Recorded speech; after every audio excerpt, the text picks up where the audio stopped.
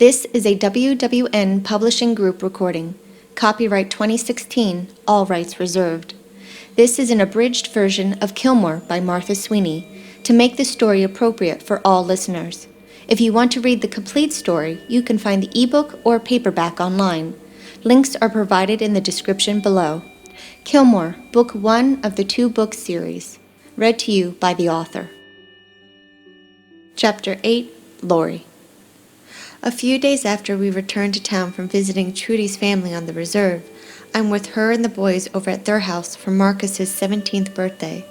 There are several of Marcus's and Jacob's friends over, hanging out while Trudy and I finish cooking them dinner. Marcus just started opening the gifts from his friends once we were able to pull them away from their video game. The boys will be going to a movie afterward on their own thanks to me. Trudy's had a hard time letting go since Mike passed. The theater is in walking distance from where she lives, and the boys can manage the trek alone. Marcus is a smart boy, being one of the top students in his class. There are only about 40 other students in his grade, but I can tell he's still a lot smarter than the rest of them from some of the conversations we've had.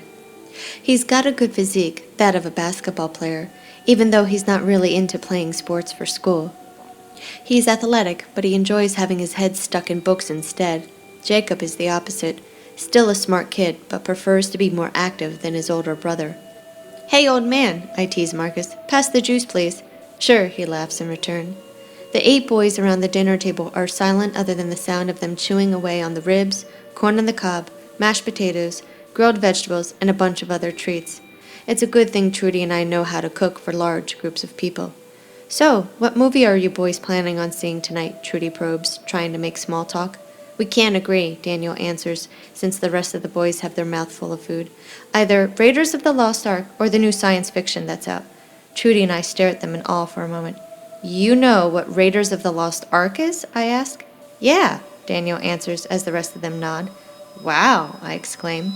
"Maybe today's youth still has hope." Trudy laughs. "They only know what it is because of us," Jacob explains. "Because of you, Laurie."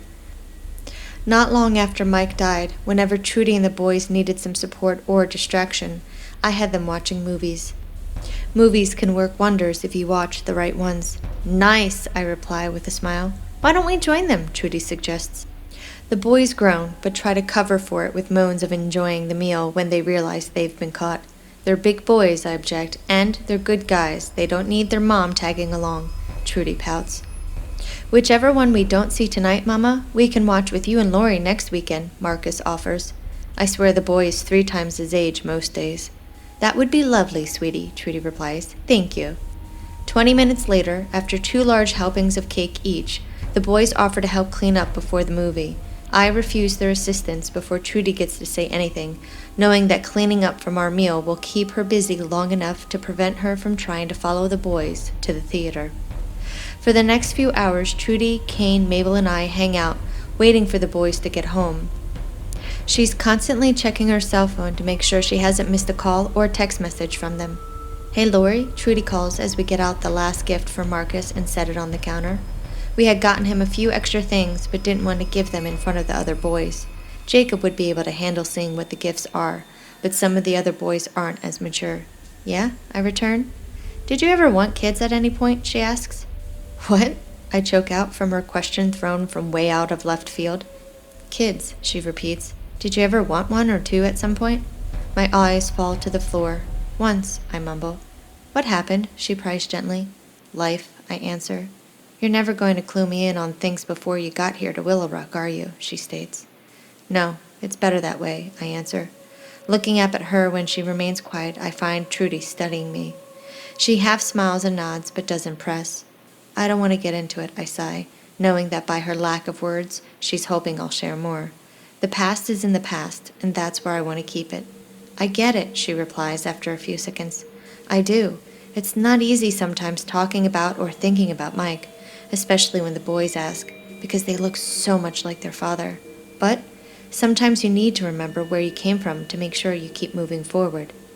The memories of my past haunt me every day, which is why I'm guarded and cautious. There's no way I'd ever be able to forget, especially with Jack's blood on my hands and Antonio on the loose.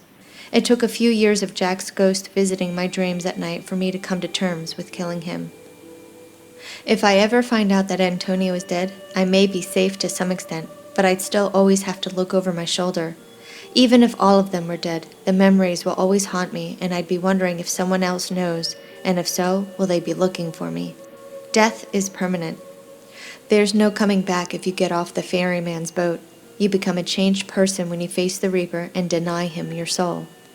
He knows the truth and always gets his payment eventually. Yeah, I huff as a shiver runs up my spine. After a few moments, I offer, let's just say, for a brief moment in my life, I was on track for the white picket fence and everything else that comes along with it. What happened? Trudy asks, treading lightly. My face scrunches when I look at her, and she knows the answer. Not good.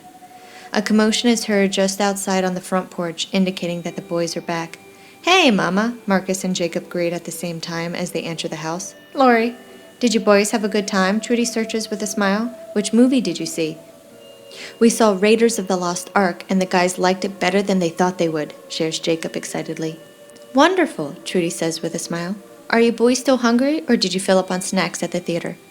Nah, I'm good, Mama, answers Marcus. Thank you. Yeah, agrees Jacob. I'm good. Good, Trudy replies. Why don't you come sit at the kitchen table anyway?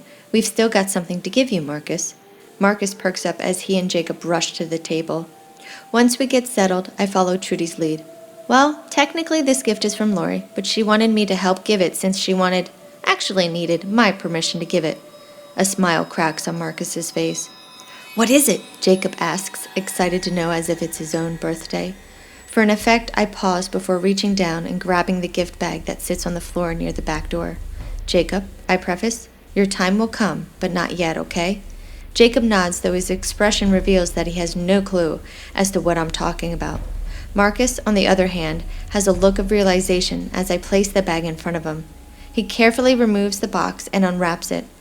When his gaze falls upon what rests inside the box, his eyes well with water as he looks back and forth between his mother and me. Seriously? He checks as if his eyes are deceiving him. Seriously, Trudy confirms. Where is it? Jacob inquires as Marcus takes the keys out of the box.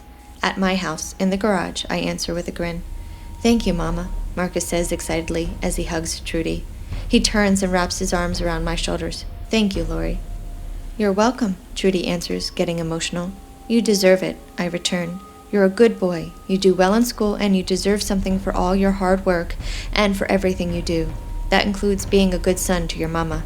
Thank you, Marcus replies. I want to see it, Jacob comments. You can come over in the morning to get it, I state. I know you know how to drive, but there's something else I have for you to come and get in the morning as well. What? Jacob asks. You'll see, I return with a smile, looking to Marcus, who is speechless. This is the end of this chapter. Thank you for listening. I hope you're enjoying the story so far. To read the full, unabridged version, you can find a link in the description below. To find out about new releases before the general public, be sure to subscribe to my newsletter. You'll find a link in the description as well. Also, to be notified when the next chapter is published, make sure you subscribe to my channel.